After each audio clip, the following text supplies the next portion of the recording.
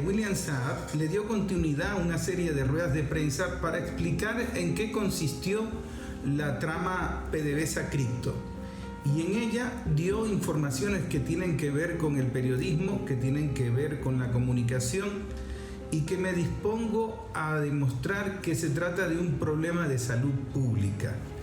Es algo muy grave porque se ha subestimado en América Latina, a pesar de las denuncias, los ensayos, los debates que se han realizado, pero hay una información que está enfermando a la gente. Obviamente es una información falsa, es lo que en otros lugares lo llaman fake news. Y aquí pudiésemos decir que son chismes subidos de tono, son difamaciones, son calumnias, son injurias, son cuentos de camino, como usted lo quiera llamar.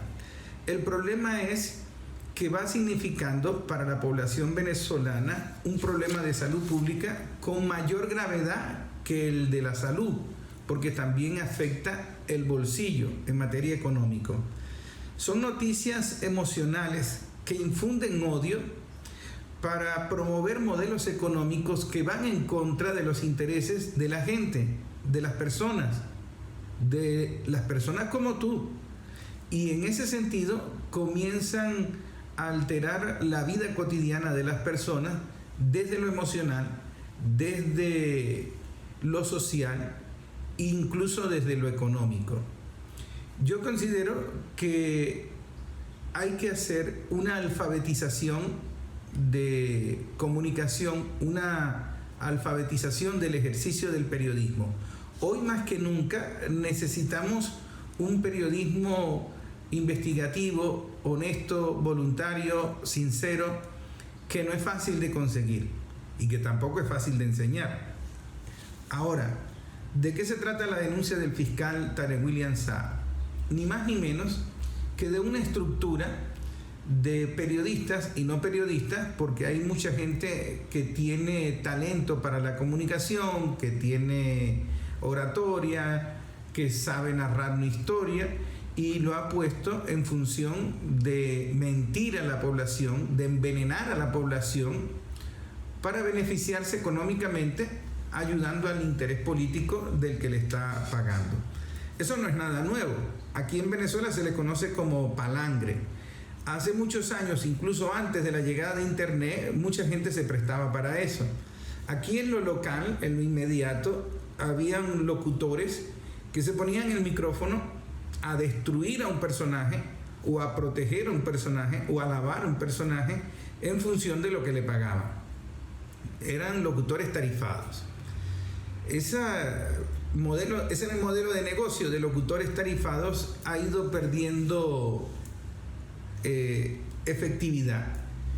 Ya nadie está pagando locutores como se hacían antes. Bueno, todavía hay un estúpido que lo hace, pero en este caso la internet, la inteligencia artificial, las granjas bots han ido sustituyendo esos individuos que con sus dotes histriónicos de estar hablando bien bonito en un micrófono han perdido efectividad.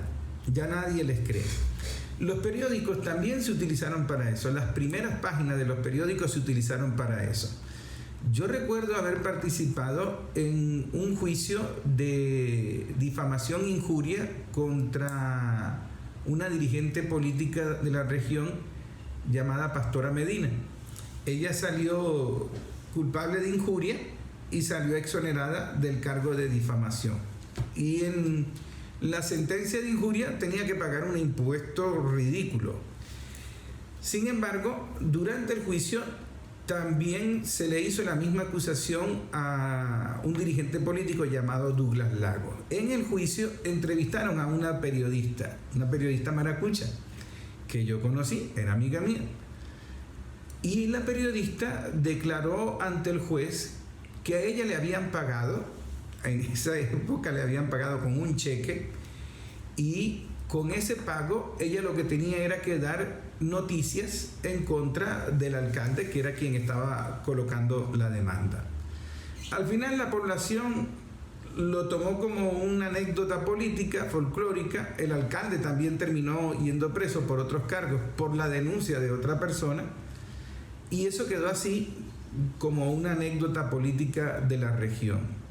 Pero lo que quiero que tenga en cuenta es que el palangrismo en el periodismo es de vieja data.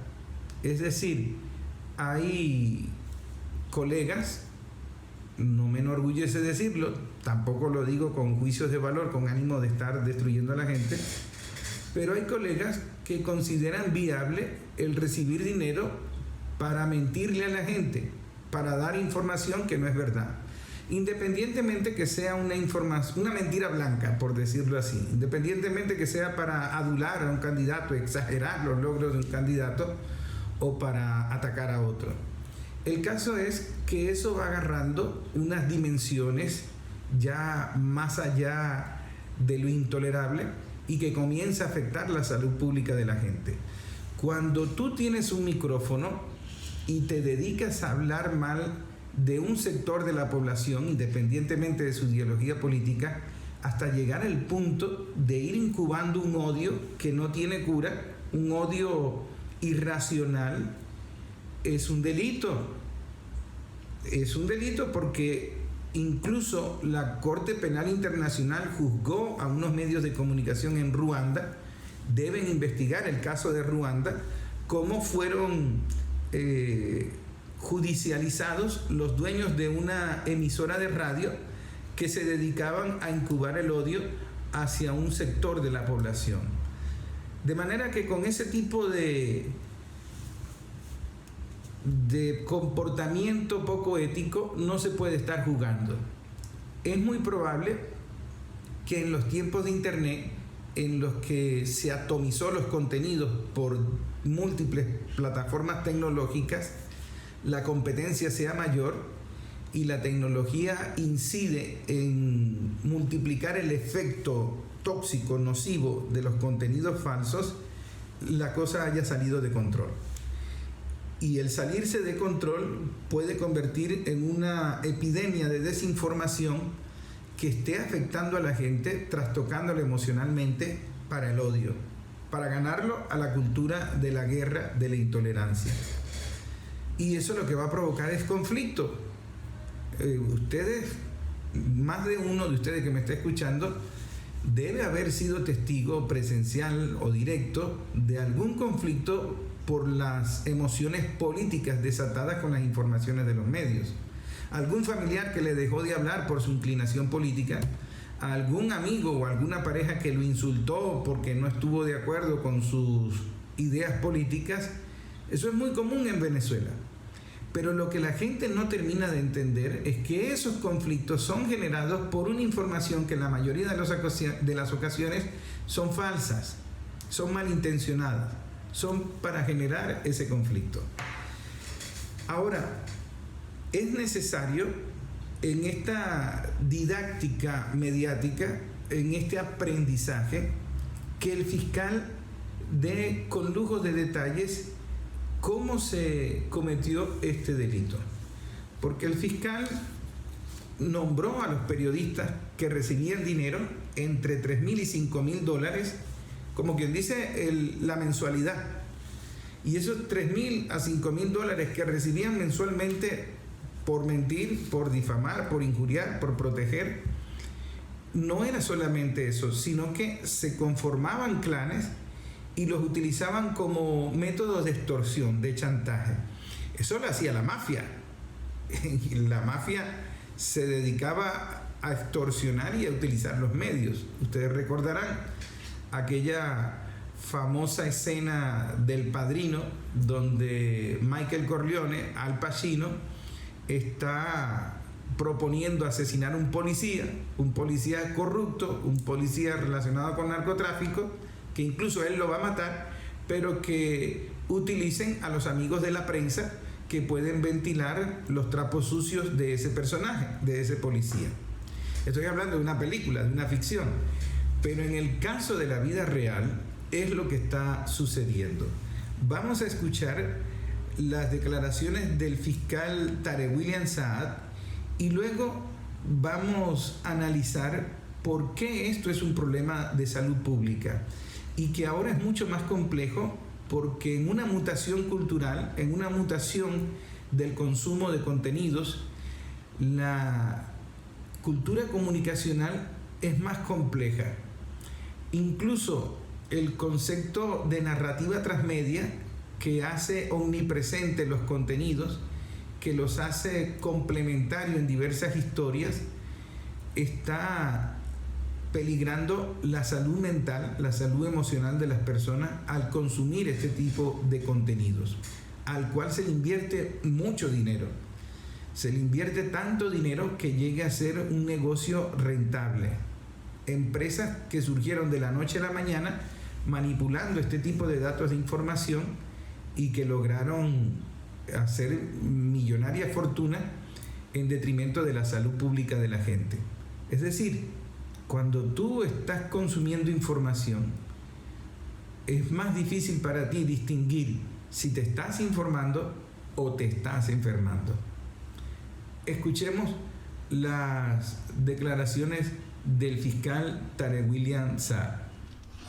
Él refiere que la captación de estos, vamos a decir así, youtubers o canales de redes, la captación y el enlace con estas personas la hacía un operador político de El Aizami, cuyo nombre desconoce el propio Samar López. Veamos entonces esta confesión del día de ayer en la noche de Samar López, que va para la audiencia de prueba anticipada. Adelante. Buenas noches, mi nombre es Samar José López Bello. Hoy es 6 de mayo, son las 10:30 de la noche. Sigo esta noche dando detalles de la trama PDVSA Cripto, que están a mi alcance y de mi conocimiento. Como es bien sabido, ya estoy aportando lo que sé sobre el tema financiero de la banca nacional y los detalles que tenga de la banca internacional correspondientes a estos hechos. También he hecho algunas precisiones en cuanto a la conspiración política que se hizo en el pasado, y además de eso también hemos hablado sobre algunos detalles sobre los cargamentos de comercio y suministro, así como las compras por parte del país de diluentes y de combustible para la industria petrolera nacional. A continuación, hoy voy a describir un mecanismo ordenado por Tarek El-Aizami e instrumentado por un operador político, el cual aún no sé su nombre, y pagado por su operador financiero, que en este caso fue José Luis Ramírez, de una serie de pseudo periodistas de portales y canales de YouTube con una capacidad de poder instrumentar campañas difamatorias, de destrucción de familias, de ataques personales y políticos contra personalidades del Estado venezolano, empresarios y personas que en general no tenían afinidad con Tarek El-Aizami. Estas personas son Daniel Lara Farías, Wender Villalobos, Norbey Marín y Sebastián Navarrete. Además de eso, hay dos más que voy a nombrar y voy a dar un carácter explicativo un poco mayor. Estas personas funcionaban bajo un esquema de recibir una mensualidad que oscilaba entre los 3 y los 5 mil dólares de carácter mensual, sin menoscabo que podían recibir cantidades de dinero extra por hacer trabajos especiales o campañas de desinformación mucho más profundas. En el caso de Maybol Petit, esta mujer que está residenciada en el estado de Nueva York, los primeros 4 están residenciados en el sur de la Florida y los otros se mueven entre España y Centroamérica. Maybol Petit construía relatos basados en investigaciones criminales supuestamente a las cuales ella tenía acceso, y en mi caso personal me propuso una extorsión de $30.000 para suavizar el contenido de las notas que estaba sacando ella sobre los distintos litigios que yo tengo dentro de los Estados Unidos. Pero también tengo conocimiento que lo hizo con muchos otros venezolanos, a los cuales trató de contactar de directa o indirecta manera para obtener los mismos beneficios. Yo me negué a esta propuesta y por supuesto recibí un ataque más seguido de parte de esta persona. El otro portal interesante que ellos manejaban y en el cual tenían una relación bastante clara era con el portal Armando Info, que estaba dirigido por Roberto Denis y Edward Schaffenberg. Estas personas también hacían trabajos, reportajes especiales, hacían un supuesto trabajo de investigación que básicamente enmascaraba la manera como se les ordenaba atacar o destruir reputaciones de personajes importantes de la política y el Estado venezolano, así como empresarios locales. Esto además tenía un canal de diseñar un eco de reverberancia, que era a través de un hombre que era apellido Almeida, conocido como N33, quien era la persona encargada de darle mayor profundidad al alcance de las declaraciones que estas personas hacían. Es decir, si estas personas tenían 5.000 seguidores, este señor se encargaba de llevarlo hasta 50, 60.000 seguidores a través de cuentas fantasmas que pagaban y tenían y mantenían a través de plataformas sociales, de redes sociales como Twitter, Instagram, Facebook, entre otras.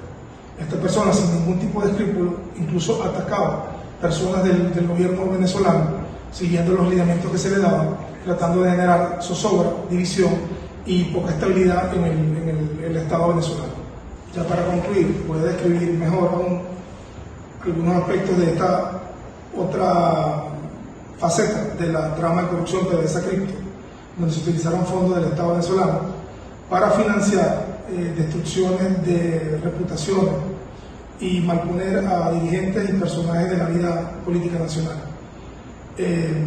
José Luis Ramírez, siguiendo instrucciones de Tarek El-Aissami, contactaba para pagar a estos periodistas que voy a nombrar a continuación, que primeramente fueron buscados y contratados por un operador político del cual no poseo más detalles, que estaban ubicados en el sur de la Florida, en el estado de Nueva York y en el país de España.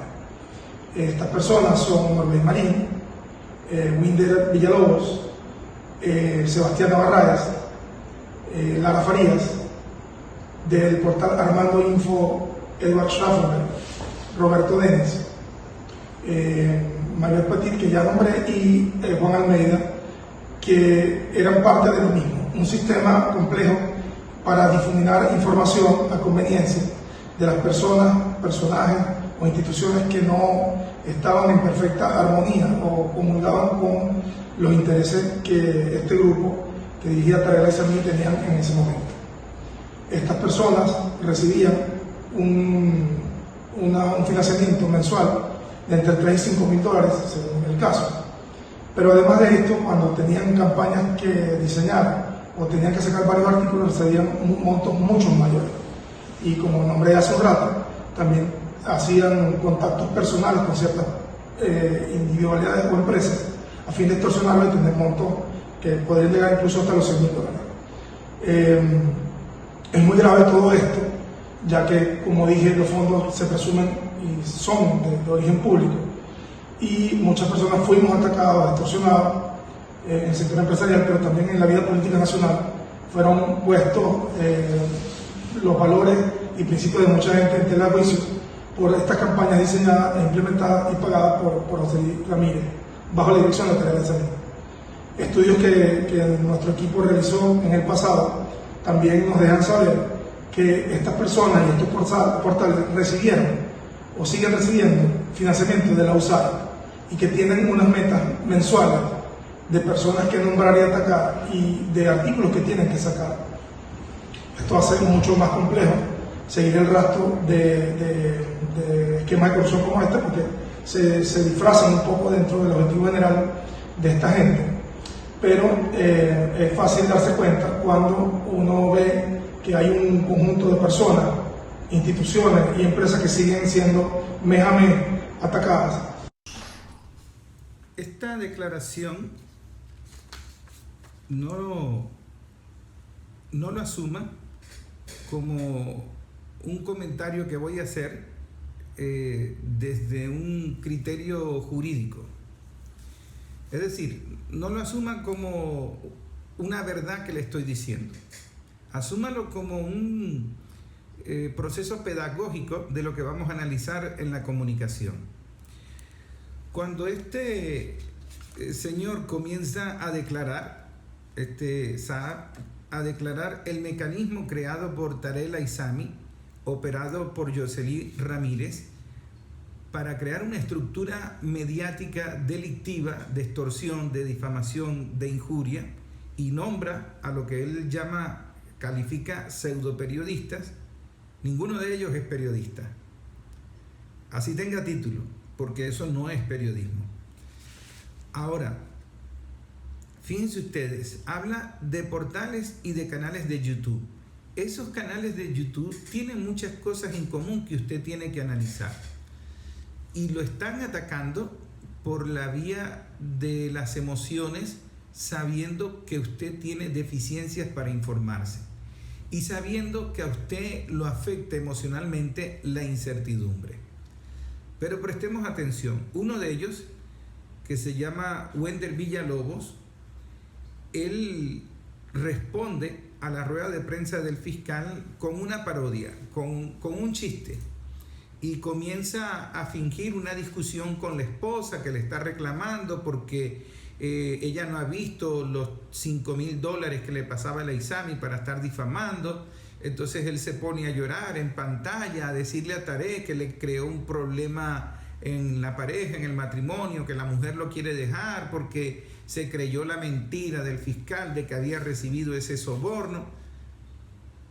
Si usted ve el canal de YouTube, son alrededor de 3-5 minutos de estupideces. De estupideces para no afrontar la denuncia que le está haciendo Saad. Ahora, en la denuncia hay hechos muy graves y se van caracterizando hasta en lo tecnológico y hasta en el discurso. Todos estos canales de YouTube aparentemente gozan de una gran popularidad. Es decir, en menos de una hora comienzan a tener miles y miles de visualizaciones y comentarios. Y usted dirá, bueno, este ejerce una matriz de opinión, este es un influencer. Pero le hemos explicado en otros programas de qué se tratan las granjas box. Es decir, cómo a través de las granjas box se puede fingir que hay una gran población consumiendo ese tipo de información y aceptando ese tipo de información. Entonces, incluso las granjas bot utilizan un software o inteligencia artificial para que personas que no existen hagan comentarios al contenido, y qué casualidad, el comentario es avalando lo que dice el youtuber, el influencer o el mentiroso. Entonces, si usted se fija en los primeros comentarios del video donde se burla de la denuncia, de la declaración de Samar López, se va a dar cuenta que son comentarios muy corticos que están defendiendo a Wender Villalobos y comienzan a defenderlos con unos argumentos disparatados. Entonces uno averigua quién es la persona que está defendiendo en los 30 primeros segundos, haciendo unos comentarios absurdos a Wender Villalobos en el contenido. Cuando usted rastrea la cuenta de YouTube, es una cuenta de YouTube que no tiene contenidos, que fue recién creada, y se ve un mecanismo en el que están creando comentarios ficticios que no son de personas reales.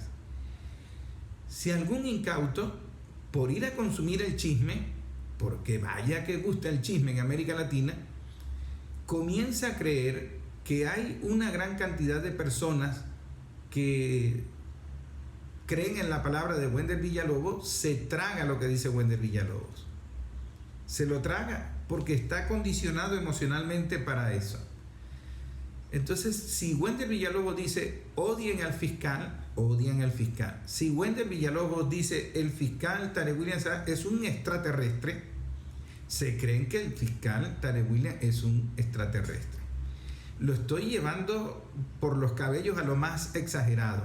Pero ojo, no se asombre. Ya Orson Welles en alguna oportunidad a través de la radio puso en pánico a toda la ciudad diciendo que nos habían invadido los extraterrestres. Es decir, al ser humano ya se le ha engañado. Se le engañó con las protestas en la plaza de Trópoli para justificar una invasión, se le está engañando con el genocidio contra los palestinos, y sin embargo los estudiantes que piensan en los Estados Unidos no se tragan el cuento y están protestando. Y ahora pretenden engañarnos que esos estudiantes universitarios están cometiendo un delito.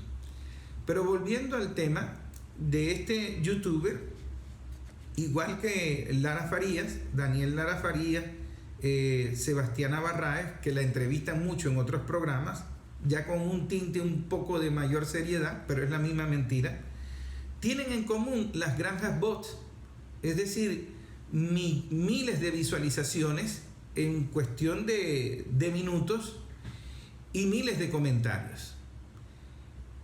Y yo digo, esa cantidad de visualizaciones y de comentarios son falsas. Y eso técnicamente es demostrable. Lo que yo sugiero al Ministerio Público es que investigue, porque se puede hacer tecnológicamente, la veracidad de las cuentas, y que investigue el mecanismo tecnológico para influenciar en la opinión pública, para influenciar ni siquiera en la opinión pública, en el estado emocional de un grupo de ciudadanos. El otro factor común es el del odio. Usted ve los videos de Daniel Lara Farías y es una permanente instigación al odio, no solo al insulto por insultar, sino a la descalificación, a sirios y troyanos. El que le paguen, él dispara. Funciona como un sicariato. Y eso es muy peligroso, porque él está muy cómodo engordando en una silla, quién sabe dónde está metido, llevando a los ciudadanos a odiar a otras personas. Pero ojo, ese odio se queda en la casa de la persona, se queda en la familia de la persona, porque es un proceso emocional del cual él no puede distinguir, voy a odiar solo a Diosdado. No. Si Daniel Lara Farías incuba el odio a Maduro, a Diosdado, a Silita, a quien le venga en gana, ese odio queda en la casa. Ese odio está en el desayuno, está en el almuerzo, está en la cena, está en cualquier reunión con la familia, cualquier reunión con los amigos. Y cuando hay alguien que tenga una opinión contraria a lo que él se ha tragado, pues ese odio va a salir. Es el mismo odio.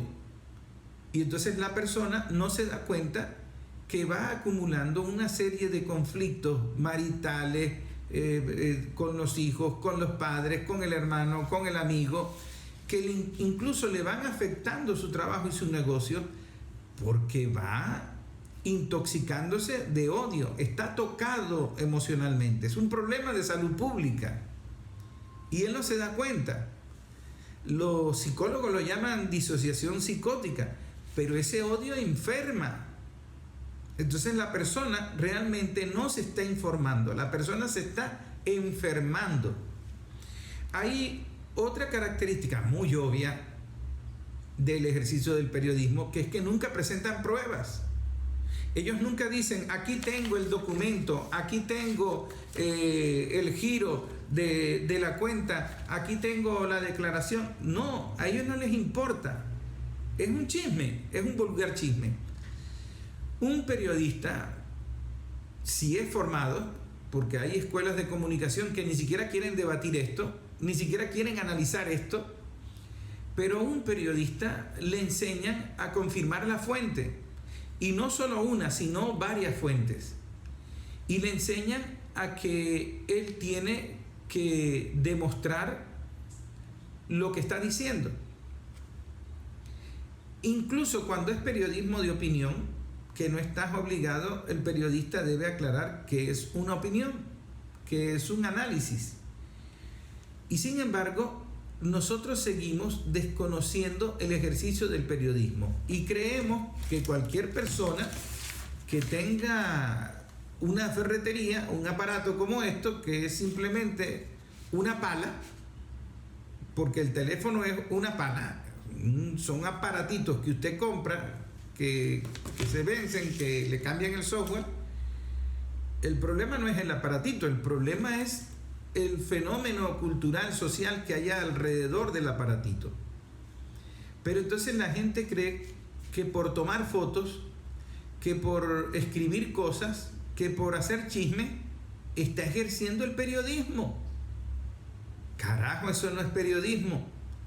Para ser periodista tienes que tener un rigor de investigación, de comprobar, de confirmar fuentes, no estar hablando lo que a ti se te apetezca. Y ellos lo hacen así. Hablan de quien le da la gana, lo que se les venga en gana, sin presentar pruebas, incubando el odio, y eso no es periodismo. Pero lo más absurdo y lo que más me llama la atención es que ellos se contradicen y ni siquiera tienen el pudor o la vergüenza de contradecirse el mismo día o con un margen de tiempo relativamente corto. Es decir, cuando Tarek El-Aissami renunció y comenzaron a desfilar algunos funcionarios en Braga Naranja, Wendell Farías tiene varios videos en su canal de YouTube en los que aseguraba que Tarek El-Aissami seguía vendiendo petróleo, seguía negociando, que viajaba a Qatar con total impunidad. Eso lo afirmaba en un video. Y luego comenzaban con la famosa narrativa de dónde está El-Aissami, por qué no detienen El-Aissami. Andrés Izarra, que fue director de RCTV, que fue ministro de Comunicación de Chávez, que es el yerno de Antonio Ledesma, que se fugó del país, él dijo que a Tarek El-Aissami no lo iban a detener. Y así cada uno de todos estos personajes dice una cosa y al siguiente día dice totalmente lo contrario, pero sin ni siquiera arrepentirse, ofrecer disculpas o corregir la mentira que había dicho anterior, que él mismo se contradice. No, por la sencilla razón de que lo que él dijo ayer ya no importa, a la gente se le olvidó. Es decir, es una información tóxica desechable, tipo condón. Entonces, cuando ellos dicen algo y luego se contradicen diciendo totalmente lo contrario, a ellos no les importa la trayectoria, la credibilidad, el respeto, les importa un bledo, porque ellos saben que el consumidor que está en la red, que está navegando, consume su información tóxica como una dosis adictiva y que no le importa si es verdad o es mentira. Lo único que le importa es su dosis diaria de odio. Es decir, toda la oposición, ultraderecha, light, como usted la quiera llamar, toda la oposición venezolana, fuera y dentro del país, sabía que Guaidó era un garabato, es decir, un chiste de mal gusto. Sabía que no era presidente nada, sabía que no estaba gobernando nada, sabía que era un muchacho pendejo que lo pusieron ahí a hacer ese ridículo, pero no les importaba. Es decir, no les importaba que semejante papelote fuese su esperanza de cambio político. Y es lo mismo que sucede ahora. A ellos no les importa el mundo si va a ser campaña o no va a ser campaña, si es tapa o no es tapa. Lo único que le interesa a esa oposición es su dosis de odio, porque ya está tocado emocionalmente, ya está enfermo emocionalmente. Y entonces usted ve que la oposición no tiene proyecto, no tiene discurso, le vale madre decir una cosa y después decir otra, porque eso es tan efímero que eso se olvida. La gente no le hace seguimiento al prontuario de María Corina. Viene de intentar un golpe de Estado y fracasar en el 2002, viene de una serie de delitos y a la gente no le importa. Tú puedes colocar de candidato en la oposición a Pablo Escobar, al Chapo Guzmán, y puedes poner a cualquier otro personaje aberrante, delictivo, y van a votar por él, porque ellos están informándose o enfermándose emocionalmente para odiar a esos personajes que esa arquitectura mediática necesitan que sean satanizados. Ojo, y no estamos justificando ni defendiendo a nadie. Tarek El-Aissami cometió hechos de corrupción, fue detenido, hay responsabilidades por omisión o por falta de contraloría, son procesos que se determinarán en la investigación, son debates que se le deben a la opinión pública, pero que se le deben en otros términos, en otros criterios, no de generar el odio, sino de aprender a que no te vuelvan a joder, a que no te vuelvan a robar. Y otra característica es que estos pseudoperiodistas, como los llama Samar López, no denuncian, no van ante un ministerio público, no inician procesos judiciales. Ellos lo que hacen es chismear en los medios de comunicación y fingen. Esto sí es una actuación, y esto lo utilizan porque ellos saben que la incertidumbre de no saber qué está pasando ni qué va a pasar genera una angustia, y esa angustia es un problema de salud pública. Es decir, muchas personas deben estar emocionalmente trastornadas por la ansiedad que les produce la incertidumbre. Y fíjense cómo es tan obvio que en las campañas políticas utilizan esa incertidumbre. Es decir, usted ha escuchado en más de una ocasión el comentario: todos los venezolanos están esperando el 28 de julio para decidir si se van o no de Venezuela. Si gana Maduro, se va todo el mundo de Venezuela, porque la incertidumbre y la angustia los va a matar. Payasada. Están condicionando emocionalmente. Aquí más de uno salió del país por moda. El que tenía plata se iba para Miami. El que no tenía plata pasaba por la frontera para Colombia. Y lo que hacía era responder a un impulso emocional que él mismo no conocía. Como si en Colombia estuviesen las cosas mejor, como si en Colombia no estuviesen matando a nadie, como si en Colombia dejó de existir la guerrilla y dejó de existir la matazón. Y entonces lo hacen en función del dinero, como si en Estados Unidos los poquitos dólares que se ganan se lo ganan acostados en una hamaca. Entonces en Estados Unidos trabajan las 24/24, no tienen luz para ver familia, no tienen tiempo ni siquiera para comerse una pizza con los hijos, y entonces allá son esclavos felices, mayordomos bien pagados. Y usted ve las cancioncitas de las campañas, utilizan eso de que volver a la familia, que los hijos volverán en la plena libertad, emocionalmente para tocarte. Y eso es lo que hacen esta cantidad de periodistas. Ahora, son financiados por la denuncia del fiscal, no solo por ese mecanismo de perversión de Tarek El-Aissami, sino también por Estados Unidos. Solo que Estados Unidos sí los financia de manera oficial, a través de la USAID, y la USAID tiene como objetivo eso, financiar ese tipo de campaña. Y es un financiamiento legal en Estados Unidos, pero para cometer delitos, porque en Venezuela, déjenme decirles, es un delito violar la ley de ejercicio del periodismo, solo que esa ley de ejercicio del periodismo les rebala a todo el mundo la viola.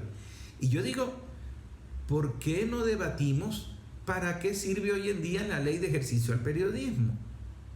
Es una ley obsoleta, es una ley que debe debatirse, debe revisarse, pero no en función de lo académico, de lo comunicacional. Debe analizarse desde el criterio de salud pública, de salud emocional de un ciudadano. El más vulnerable, déjenme decirles, el más vulnerable a este tipo de problemas de salud pública es el pensionado, es el jubilado. Y les voy a decir por qué. Primero, porque a él se le dificulta conseguir información en los nuevos tiempos de difusión y de consumo de contenidos. Es decir, al pensionado, al jubilado, le lleva más tiempo adaptarse al tener que informarse a través del celular, al tener que encontrar las noticias en las plataformas. Pero resulta que el pensionado no puede buscar las noticias porque se va a perder, no lo sabe hacer, sino que las noticias lo persiguen a él. Y lo persiguen a él a través de las estrategias de narrativa transmedias, que lo explicaré más adelante. Lo cierto es que el pensionado no se da cuenta de que esa cantidad de chismes lo persiguen a donde vaya. Y él termina pensando o creyendo que es que la matriz, que la opinión pública está en todos lados lo que se está diciendo, y en consecuencia él cree en eso. Y él dice, pero si es que todo el mundo lo sabe, pero si es que todo el mundo lo piensa, si es que todo el mundo siente igual. Y él no se siente solo, él se siente que está con la mayoría de los venezolanos. Por eso cuando le dicen que María Corina tiene un 80%, que toda la plataforma de la oposición está unida, él se lo cree, porque a través de esta plataforma se lo dicen y lo persiguen para decírselo. Él no sabe que lo están persiguiendo, pero cuando él abre el teléfono aparece. Cuando él entra a un grupo de WhatsApp aparece. Cuando él se mete en YouTube aparece. Cuando prende la televisión aparece. Cuando prende la radio aparece. Porque todos andan igual. Entonces, los nuevos periodistas no les gusta leer, no les gusta investigar, y comienzan a copiar y pegar todas las cosas que le puedan permitir construir una narrativa y fingir que está informando ante los medios de comunicación. Eso es pereza, pero esa pereza se está enseñando en las universidades y están graduando una cantidad de generaciones de flojos que no les gusta investigar, no les gusta pensar, no les gusta confirmar fuentes y les da miedo hacer buen ejercicio del periodismo. Claro, porque ellos ven que si se suman a la manada, que si se dejan guiar por toda esta información basura, les es más fácil, ganan dinero sin trabajar, y probablemente si se prestan al juego del odio y de la mentira, ganan mucho más dinero, porque les van a pagar entre $3,000 y $5,000. Eso es verdad. Ganan dinero con ese tipo de actividad. Es un lucro. Y entonces hay más de un periodista que quiere convertirse en estrella, en su marca personal, y comienza a prestarse para ese jueguito para ganar mucho dinero. Es como el narcotráfico.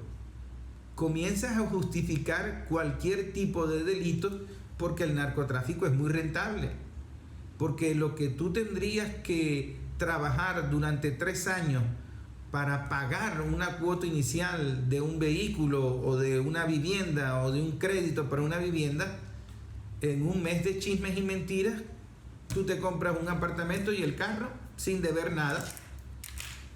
Y entonces, en esa cultura capitalista de me vale madre, tengo que ganar dinero, la gente pierde la ética.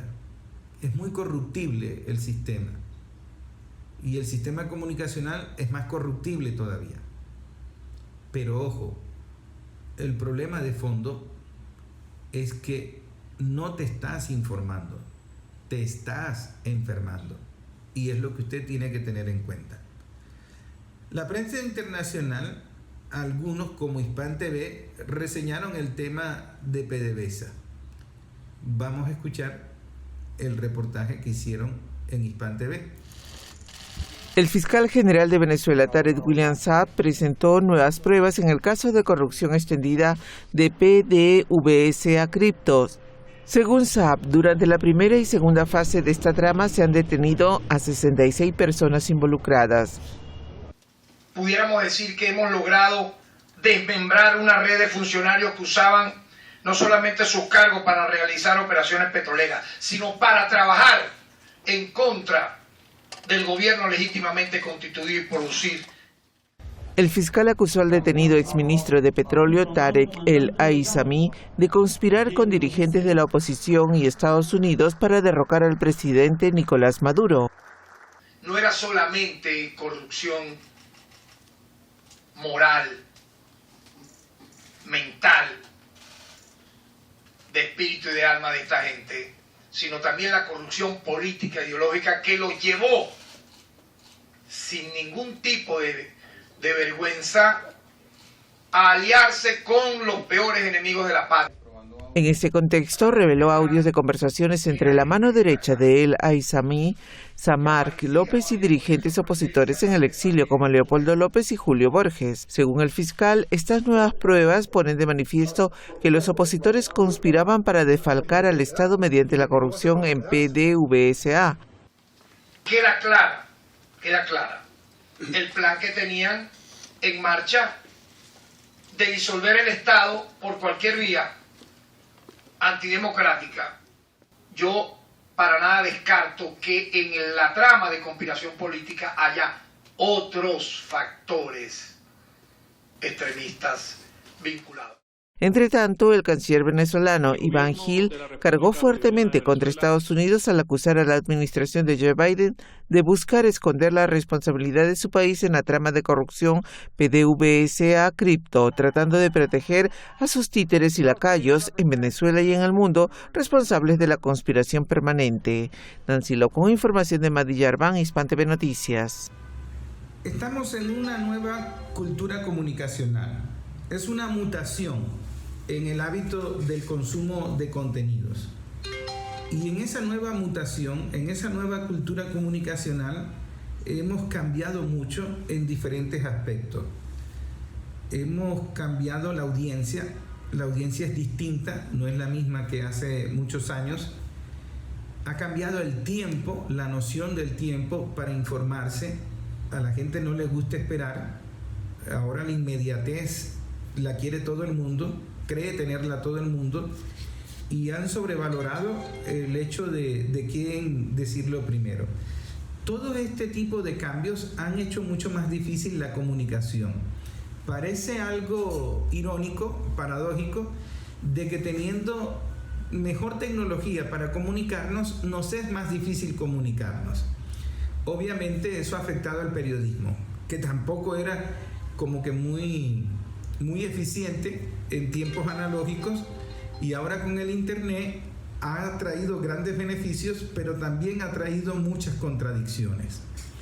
Uno de los problemas que han surgido en la nueva era es lo que llaman los fake news, y allí es donde estoy tratando de que usted aprenda conmigo, aprenda a leer, aprenda a investigar, aprenda a hacerle seguimiento. En la guía que les acabo de enviar y que les voy a enviar a los que me están escribiendo, estamos hablando de un fenómeno de la incomunicación en estos tiempos que está afectando la salud pública de las personas. Las noticias mentirosas siempre han existido. Y lo que han cambiado es la manera de cómo se perciben, de cómo se difunden y cómo tecnológicamente se van induciendo. Lo que han adelantado con los procesos tecnológicos de la información, del manejo de data, es afectar emocionalmente al ciudadano. Cambridge Analytica es una empresa privada en Europa, en Inglaterra concretamente fue juzgada y prácticamente quebró porque perdió ese juicio, en el que se demostró que manipulaban emocionalmente al electorado obteniendo la información que les brindaba Facebook y otras plataformas. Entonces ellos podían determinar tu preferencia emocional, tus miedos, tu incertidumbre, tu angustia, y darte una cantidad de información falsa que podía inducirte a ti psicológicamente, que podía manipularte con mayor efectividad. El sueño dorado de las agencias de publicidad, que nunca llegaron a tener un mecanismo tan omnipresente, tan inmediato, tan rápido, tan efectivo, con tantos datos, con tanta información. Las redes sociales permiten que los usuarios sean productores y consumidores de contenido al mismo tiempo, lo que llaman prosumidores, es decir, consumidores que producen. Y eso ha facilitado la difusión de un contenido que usted no tiene ni idea de dónde salió. Eso sucede en la vida cotidiana. Yo tuve un encuentro con los estudiantes en una clase de historia de arte audiovisuales y yo les pedí que investigaran cómo se fue desarrollando el cine en la década de los 90 y qué avances jurídicos habíamos tenido, qué características tenía el cine en esa evolución. Y 2 alumnos me estaban hablando del cine sucio. Y yo, ¿de dónde sacaste tú el cine sucio? Pero ellos lo argumentaban como palabras de ellos. Resulta que ellos no tenían idea a qué se referían con el cine sucio, lo habían copiado y pegado de internet, les había parecido interesante, pero no investigaron más allá, no lo comprendían. Haga usted el caso de una información que usted encontró en internet, usted no sabe de dónde salió, usted no sabe quién la dijo, pero usted se la cree. Se la cree porque coincide con sus valores, coincide con sus emociones, satisface su incertidumbre.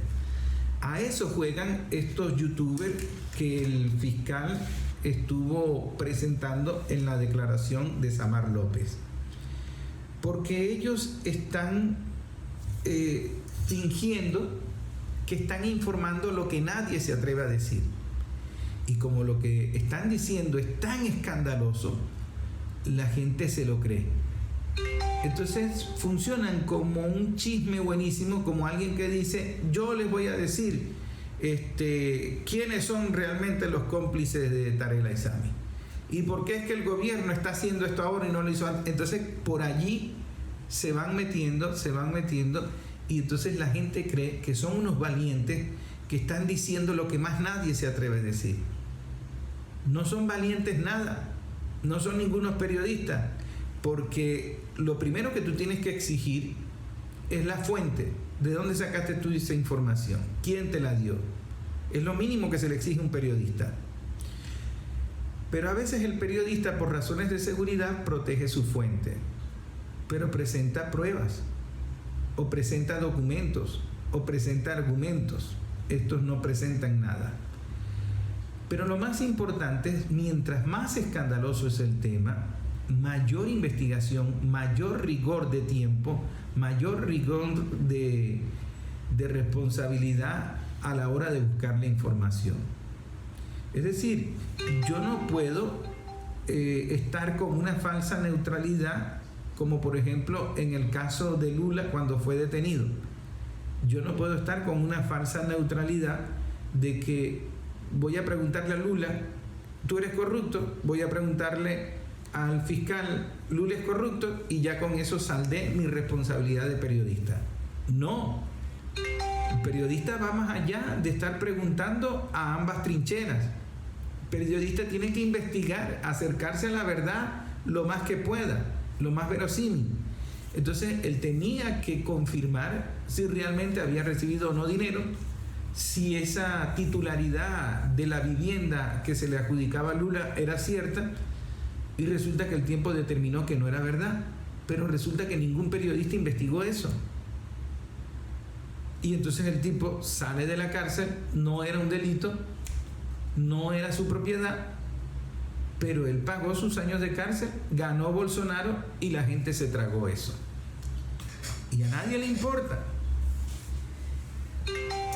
La vida no puede funcionar así. El periodismo no puede funcionar así, porque vamos a ir a un abismo, a un infierno. Entonces les decía que en esta mutación cultural, usted que me está escuchando puede producir, puede desmentirme, puede grabar un video, contradecirme, puede, bendecirme o maldecirme, puede decir lo que se le venga en gana y lo puede difundir por todos lados. Entonces se convierte en una anarquía de contenidos a los que usted no sabe a qué creerle. Allí es donde el fake news funciona, en dar esos contenidos. en fabricar esos contenidos, en apelar a medias verdades, en crear ese contexto, y se puede guiar fácilmente por la data.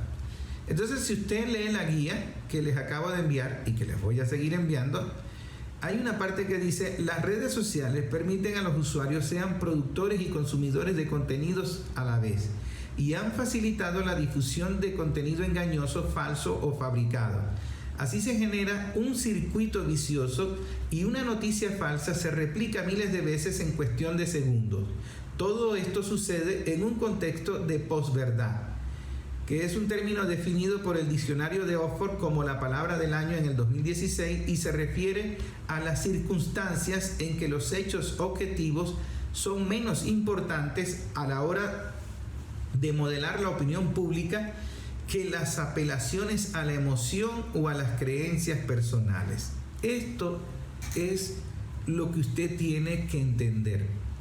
Es donde ponga la atención. Y le voy a repetir. Se refiere a las circunstancias en que los hechos objetivos son menos importantes a la hora de modelar la opinión pública que las apelaciones a la emoción o a las creencias personales. En la comunicación política está siempre la preferencia por la emoción a la razón, porque la comunicación política se trata de convencer a una persona de que tome una decisión importante en su vida. Elegir al jefe, elegir al presidente, elegir al que tiene el poder de comandar la Fuerza Armada. Entonces, eso es una decisión que tiene que ser muy importante, y cuando hay una lucha por el poder, yo no voy a explicarte racionalmente por qué me vas a elegir. Yo te tengo que convencer emocionalmente. Digamos que en el marketing político eso es lo que ha prevalecido históricamente, antes de internet, antes de todo, incluso hasta la iglesia hacía eso. El problema es que en esa sutileza de informarte desde la emoción, que es donde se produce el fake news, allí no importa si tú tengas la razón o no, si tengas pruebas o no. Lo que dice la guía de prevención contra el fake news, que los hechos objetables no tienen importancia. Ahora, pongamos un ejemplo de esto. Wender Villalobos, acusado por el empresario Samar López, está fuera del país haciendo un contenido en su YouTube diciendo que Tarek William miente, burlándose del fiscal Tarek William en el sentido de que le está causando un problema marital.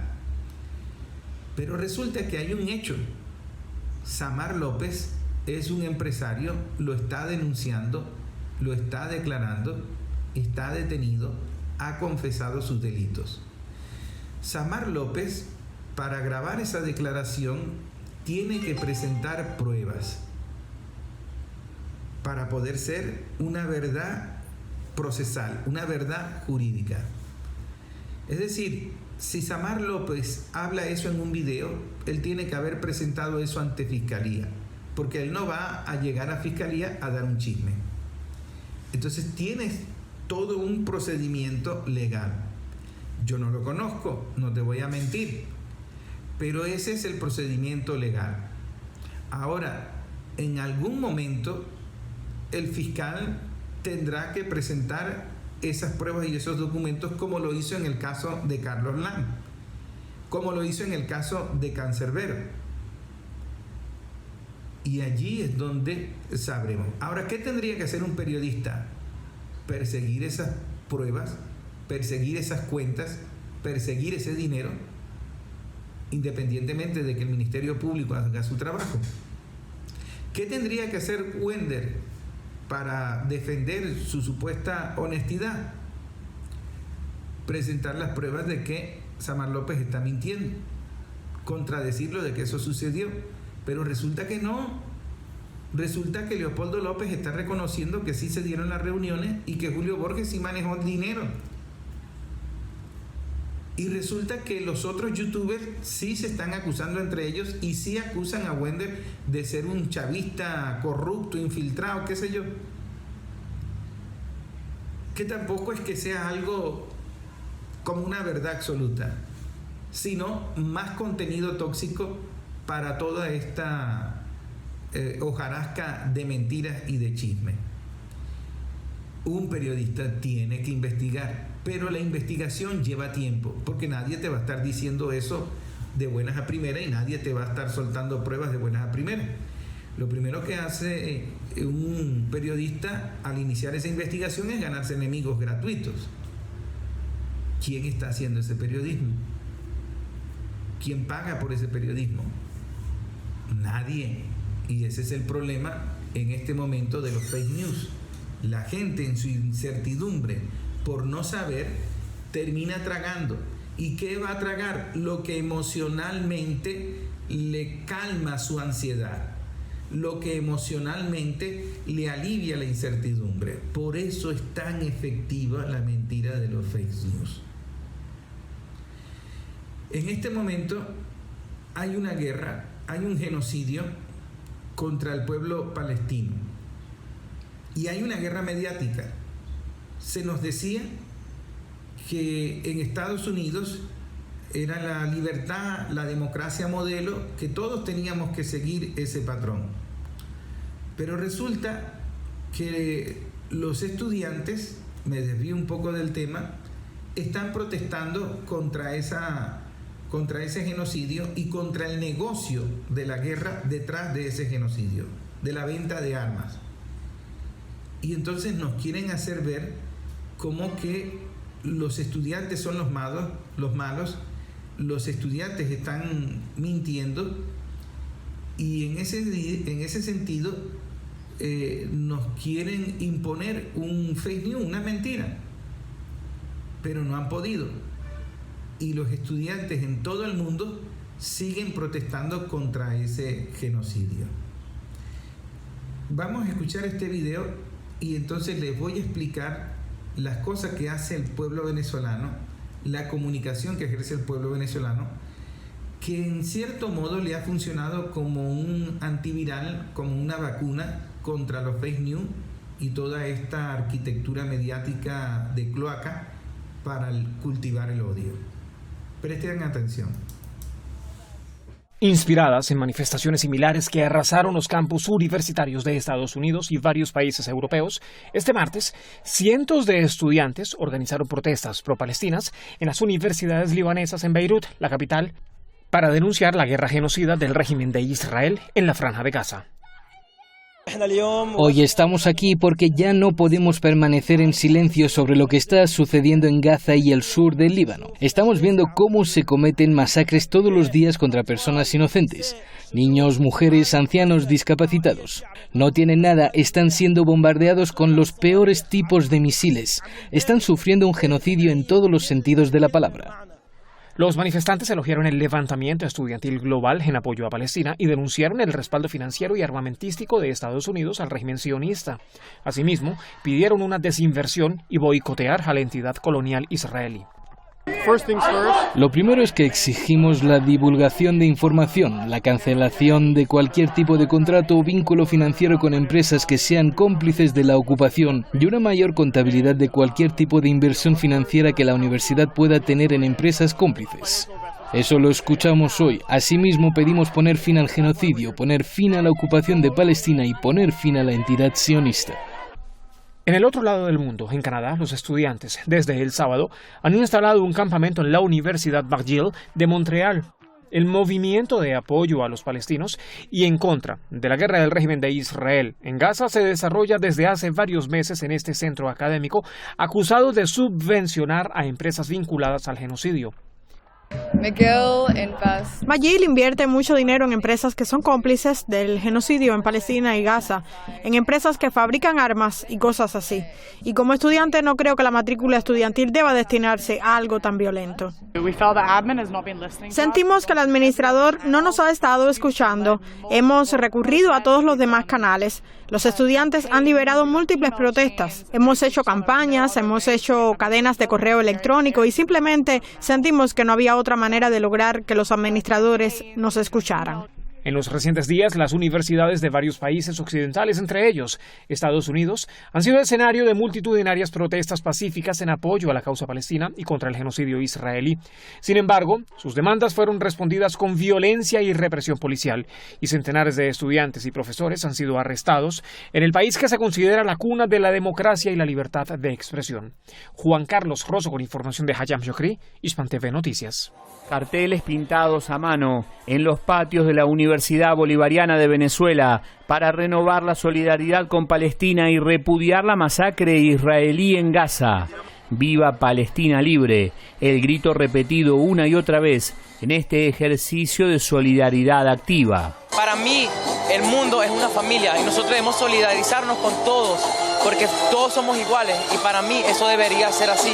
Y creo que todos los estudiantes del mundo, universitarios, de bachillerato, de primaria, todos deberíamos empatizarnos con esa causa, porque como ellos están en ese momento, quizás a nosotros también nos pase. Y es necesario como seres humanos, como valor primordial de la humanidad, empatizarnos con su causa. Nosotros ahí fijamos posición y también nos solidarizamos con los pueblos hermanos. Y claro que sí, nosotros de la Universidad Nacional Experimental de la Gran Caracas nos sumamos a esta actividad el día de mañana en solidaridad con el pueblo palestino. Estos estudiantes lanzaron su proclama desde la puerta de entrada del campus universitario en un ejercicio de autonomía que se recordó aquí no pueden realizar estudiantes de países centrales de Occidente. También respaldamos a nuestros hermanos de los movimientos estudiantiles de Estados Unidos que fueron reprimidos por solamente exigir la paz para el pueblo de Palestina. Ya no más guerra, ya no más genocidio contra ese pueblo noble, ese pueblo humilde que solamente quiere la paz. Aquí se convocó a redoblar esfuerzos de solidaridad con el pueblo palestino al grito de alto al fuego y que cese el genocidio. Que seguiremos en las calles en defensa y alzando la voz de aquellos que todavía por la guerra, por la masacre, por lo inhumano, no pueden alzar. Nosotros seremos los portavoces de la verdad, la paz y la vida en el mundo y convocamos también a las organizaciones internacionales estudiantiles que se sumen a grandes movilizaciones en el mundo para seguir alzando la voz del pueblo palestino. Así se prepara en Venezuela una gran marcha estudiantil en solidaridad con Palestina, en repudio al genocidio israelí en Gaza y también en solidaridad con los estudiantes que en Estados Unidos y Europa han sido reprimidos por solidarizarse con Palestina. Marcos Salgado, Hispan TV, Caracas. El venezolano tiene muchos años desde que se desató un proceso constituyente en el 99 haciendo política participativa. Es decir, la política en Venezuela era comentar en un café en una esquina. Pero a partir del año 99, la política en Venezuela se ha convertido en un debate activo, un debate acción. Y para que eso funcione, sobre todo en todas las instancias, en todos los espacios, en todos los territorios, el ser humano, el venezolano, tiene que estar en una comunicación presencial, humana, debatiendo con otras personas. Eso incluye a la oposición, que también está en esa discusión. Esa comunicación humana, el no estar metido en el teléfono las 24 horas, el no estar aislado tecnológicamente de la realidad, hace que esa comunicación le funcione como vacuna contra los fake news. ¿Por qué? Porque el venezolano se va acostumbrando a que tiene que debatir, a que tiene que argumentar, a que tiene que de alguna manera defenderse, escuchar, ver cómo el otro habla. Y la comunicación humana funciona como un aprendizaje de convivencia. Y en el aprendizaje de convivencia hace que seas menos vulnerable a la manipulación de los fake news. Porque en los fake news tienes que estar muy condicionado emocionalmente y de alguna manera te aleja de la tolerancia, de la convivencia y de la comunicación real. Es decir, el que te está hablando es una persona que está allí de carne y hueso, y no esos miles de comentarios que provienen de una granja bot que tú te crees que es una gran opinión pública y resulta que es mentira. Yo comentaba en otros programas que para mí era preocupante que los estudiantes de Estados Unidos estaban saliendo en cambote, arriesgando sus carreras, arriesgando su acto de grado, arriesgando a los profesores su trabajo contra el genocidio de Palestina. Y un país revolucionario y socialista como el de Venezuela, los estudiantes y las universidades no hicieran absolutamente nada. No puede ser.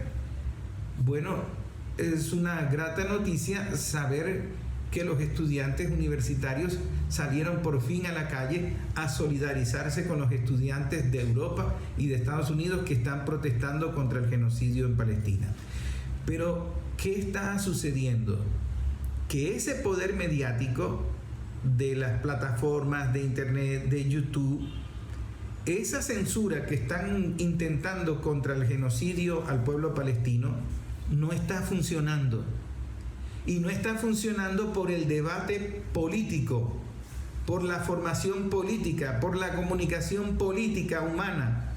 Es muy importante la marcha en la calle, la presencia en la calle, porque funciona como vacuna contra el fake news. Y eso es lo que ha permitido que en Venezuela el fake news no haya tenido el efecto que tuvo en Inglaterra, no haya tenido el efecto que tuvo en Argentina, no haya tenido el efecto que tuvo en Brasil. En Venezuela es otra cosa. Probablemente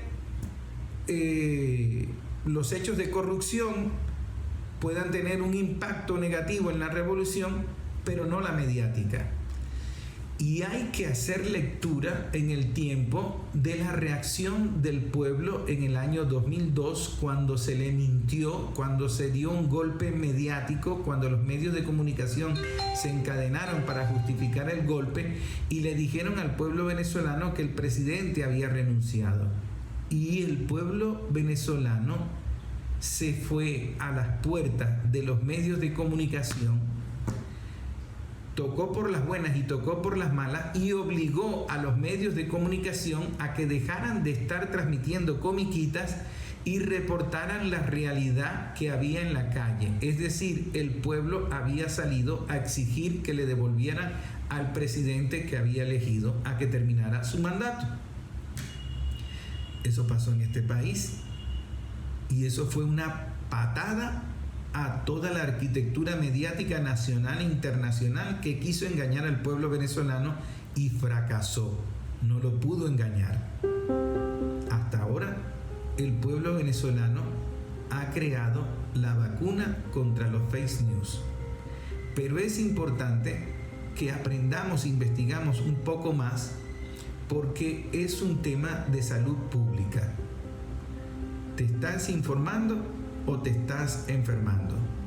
Si te estás llenando de odio, si estás respondiendo a la emoción, ten la seguridad de que te estás enfermando y cuidado si ya no estás en grado de metástasis. Así que lo importante es esforzarnos un poco más a la hora de informarnos y valorar un poco más el esfuerzo que se hace desde el verdadero periodismo, desde la verdadera investigación. Es vital para la salud mental de los ciudadanos. ¿Te informas o te enfermas? Tú decides.